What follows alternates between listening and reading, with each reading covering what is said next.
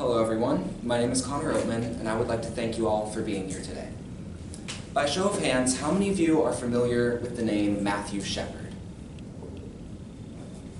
According to biography.com, accessed April 13, 2019, Matthew Shepard was murdered by Aaron McKinney and Russell Henderson.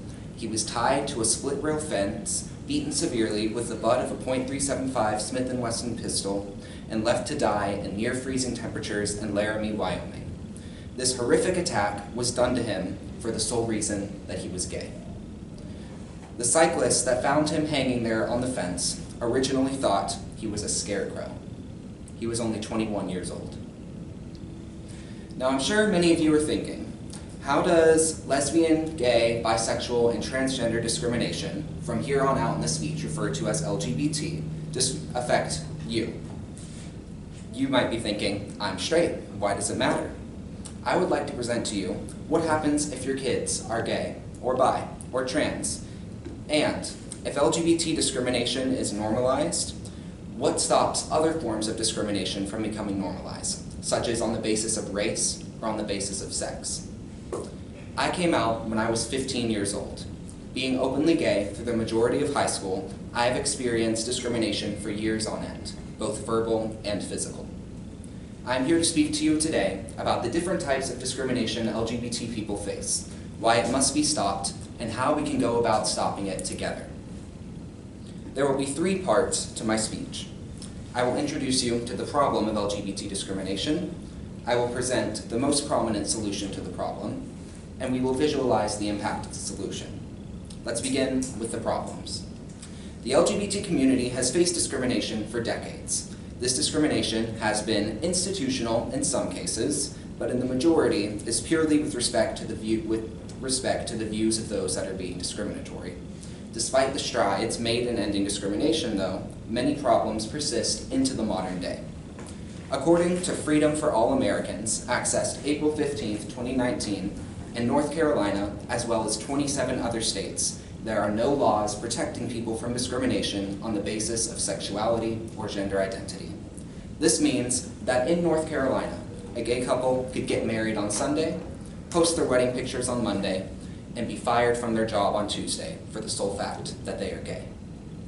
According to the Human Rights Campaign, the largest LGBT advocacy group in the world, accessed April 15, 2019, only 26% of LGBT students report feeling safe in their school classrooms, and just 5% say all of their teachers and school staff are supportive of LGBT people. How can we expect children to do well in school if they do not have a safe environment in which to learn and flourish?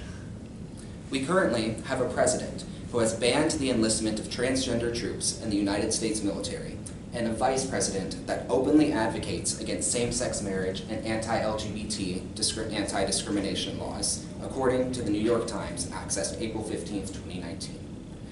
As anyone can plainly see, discrimination against the LGBT community is prevalent and widespread. But what can be done to stop it? Working its way through its 3rd run through Congress is the Equality Act. According to the Human Rights Campaign, accessed April 15, 2019, the act was introduced in the House of Representatives on March 13th by Representative David Cicilline, Democrat of Rhode Island, and Brian Fitzpatrick, Republican of Pennsylvania, and introduced in the Senate by Senators Jeff Merkley, Democrat of Oregon, Suzanne Collins, Republican of Maine, Tammy Baldwin, Democrat of Wisconsin, and Cory Booker, Democrat of New Jersey.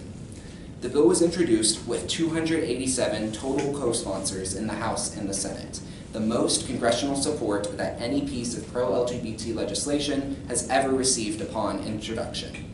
This bill would provide consistent and explicit federal non-discrimination protections for LGBT people across employment, housing, credit, education, public spaces and services, federally funded programs, and jury service.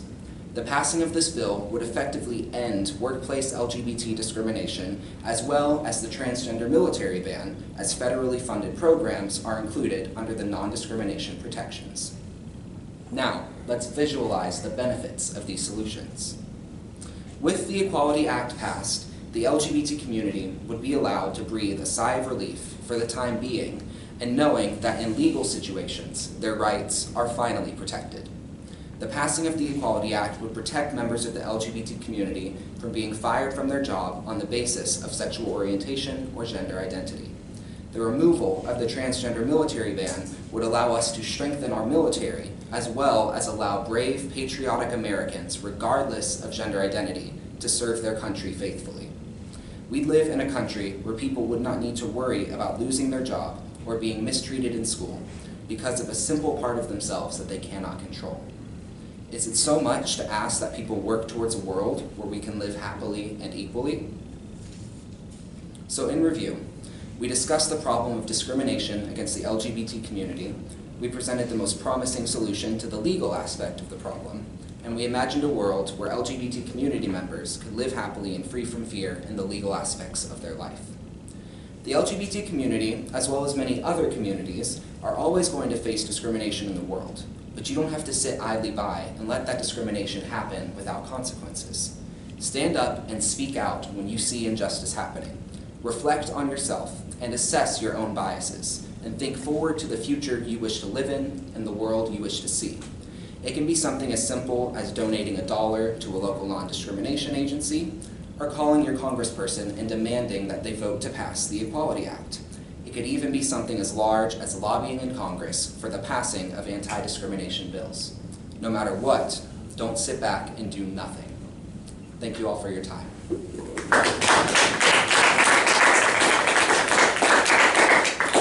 Are there any questions? Abby?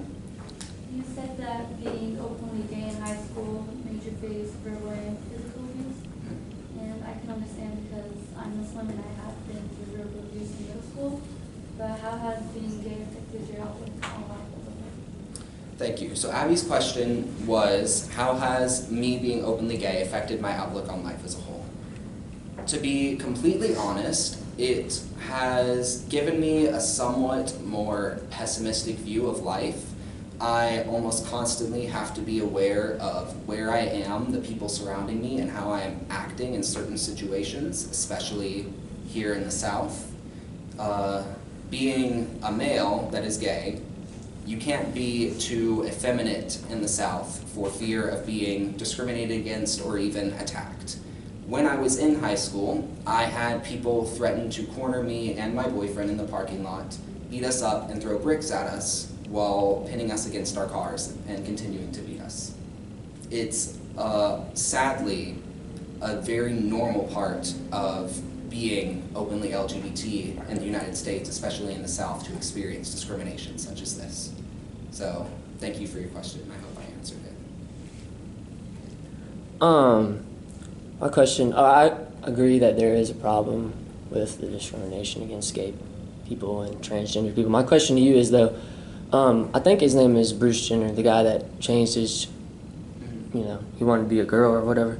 For people like that do decide they want to change or want to identify as another gender, even though they don't change all their body parts, do you believe those people should still be able to use the other gender bathroom that they choose they should use? Or do you think that, it's like, I don't know how to ask that question because everybody knows that guy's a dude and he has guy parts. Should he be able to use a female bathroom?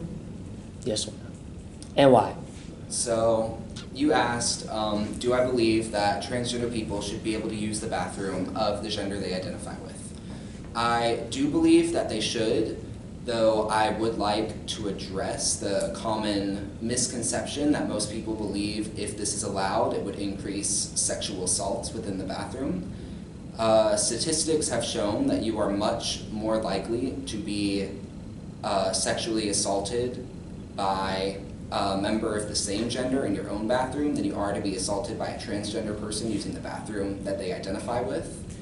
Though, to address possible concerns nationwide, I would suggest that at least for legal concerns, transgender people not be allowed to use the bathroom until they have transitioned for right now, and then as the country becomes more accepting, that may end up changing in the future. Thank you. Any other questions? You said that the Equality Act is making its way through Congress, which sounds very hopeful, but I was just asking, you said it's on its third way through Congress? Yes. What's stopping that from being passed? So, Mary's question, thank you, was what is stopping the Equality Act from making its way through Congress?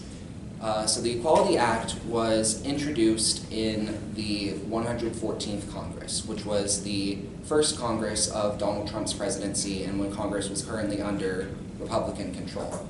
The Equality Act basically could not make it through the House or the Senate because it did not have the required member of bipartisan votes to pass it through on either the 114th or 115th Congresses. And the current 116th Congress, with Democratic control of the House and a bit more bipartisanship in the Senate, it is expected to very quickly make its way through committee in the House and be passed. And once it makes its way through the Senate, the only thing that could possibly stop it is if Senate Majority Leader Mitch McConnell refuses to bring it to the floor for a vote. Excellent, excellent.